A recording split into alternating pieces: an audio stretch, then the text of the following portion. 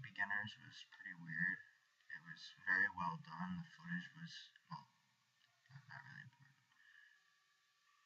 But for the most part, I thought the movie was incredibly well done. The story was very compelling. It was an interesting plot. It lined up really well, switching between past and present revolving around this one man's story between his love interest and his father.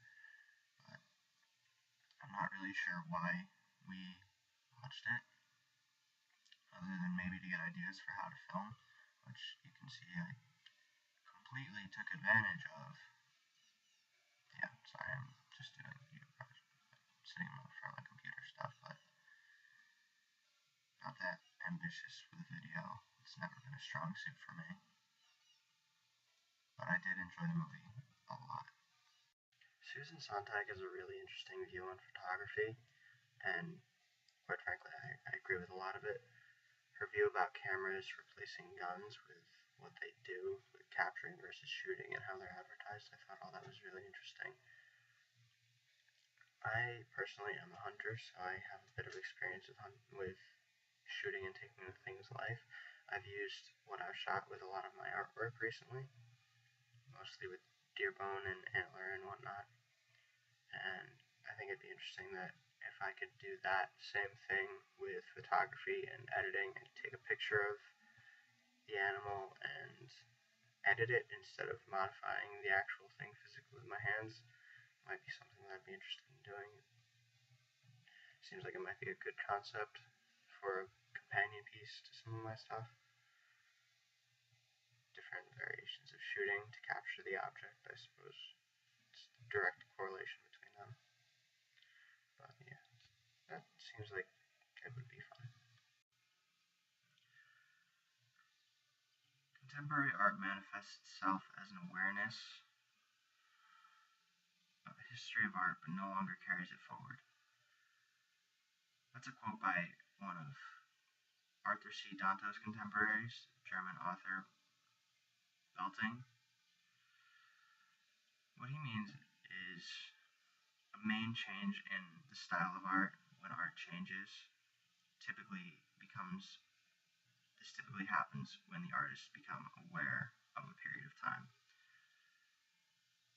I see this most prevalently, considering I'm in an Art of the Western World 2 class right now, so we're studying Renaissance.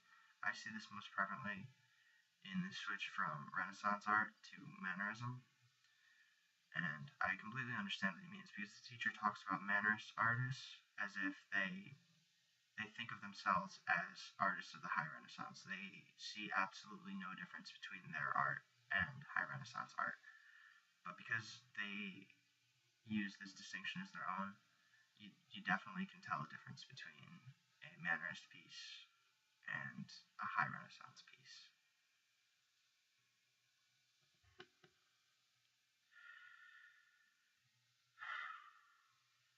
Danto claims that art before the beginning of art is around the 1940s, and then art after the end of art is from the mid-1980s on.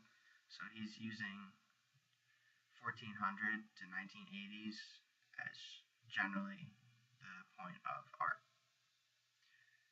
Clearly there is art before this, and clearly there is going to be art after this, but he uses basically he uses the story. End of the story is the first day of the rest of your life. Wow, I literally just read that off the page. This is god-awful for a first start.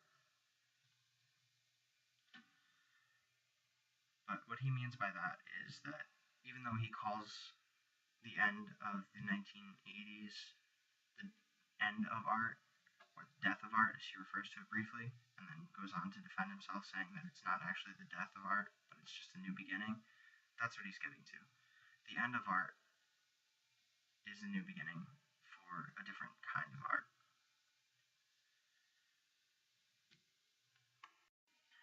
After reading the section of Roland Brandt's mythologies labeled The World of Wrestling, it made me think about what is considered real art, or real in general.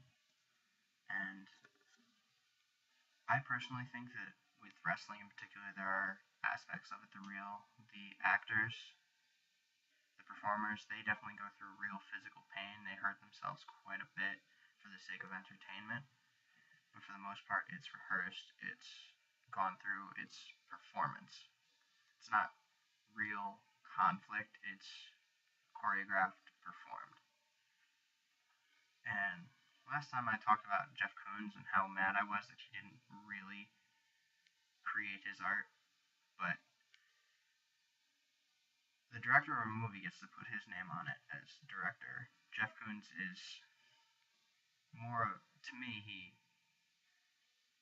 can still be called an artist, that's fine, but to me he's more of a director. He directs these pieces of art to be made. He doesn't create them. He's not the one doing the performance, he's the one orchestrating it, he's the one creating it, directing it. He's the one directing it.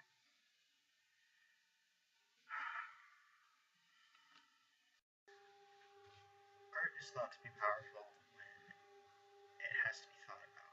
You see something and it brings out emotion when you have to look at something and really, really think about it. There's deeper meaning, hidden meaning, but at the same time, anything can have power because any individual can go and see something and recognize some aspect of it.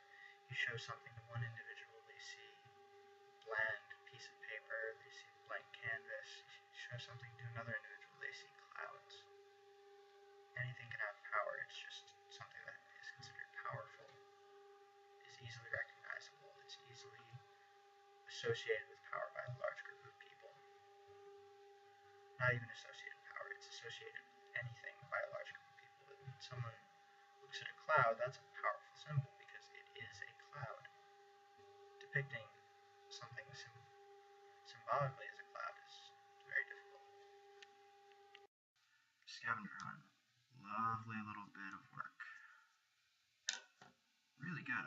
It exposed us to a lot of different types of artists, a lot of different modern, contemporary artists now who have stuff in exhibits and so forth. Jeff Koons made me so mad when I read about how he does his work, especially with concern to Pollux Talix Foundry.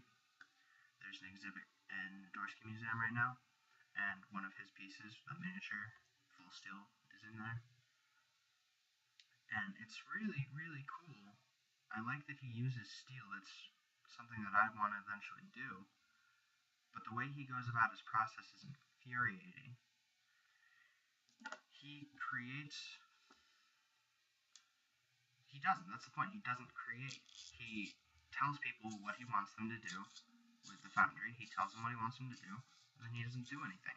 He is very non-hands-on with his partnership with the foundry.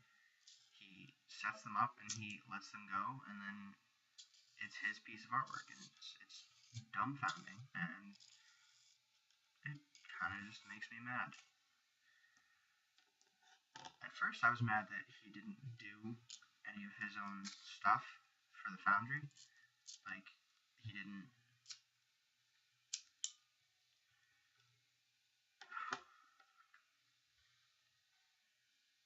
I was mad that he didn't make the stuff with his own hands, but I understand that the limitation of himself, he doesn't have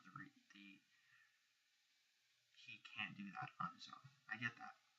It's a collaborative work with the foundry, but it should be a collaborative work. He should be involved more with the process. He should be in there working with them, learning these processes. Instead, he just sets them up and takes a step back, and it's maddening.